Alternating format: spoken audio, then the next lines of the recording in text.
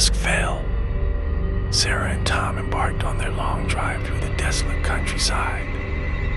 The road stretched endlessly ahead, a dark ribbon cutting through fields and forests.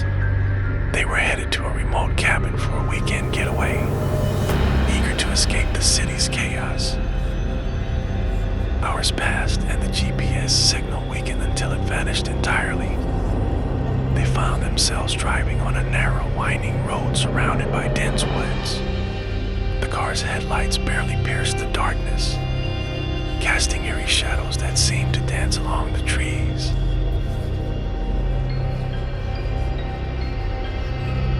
Suddenly, a figure appeared in the middle of the road. Tom swerved to avoid it, the car skidding to a halt. They looked back, but the figure was gone. Shaken, they decided to continue, but a strange unease settled in the car, growing heavier with each mile. As they pressed on, they noticed the same figure appearing intermittently on the road ahead. Each time, it vanished before they could get a clear look. Sarah's anxiety grew and she suggested they turn back, but Tom insisted they were too far along to retreat now. A chilling fog rolled in, enveloping the car in a thick, suffocating blanket. Their visibility was reduced to mere feet. Suddenly, the car engine sputtered and died. They were stranded in the middle of nowhere, the silence broken only by the occasional rustle of leaves.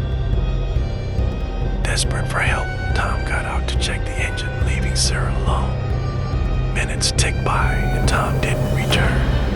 Sarah's worry turned to panic as she realized how eerily quiet it had become. She grabbed her phone, but there was no signal. Suddenly, she heard a tapping on the window.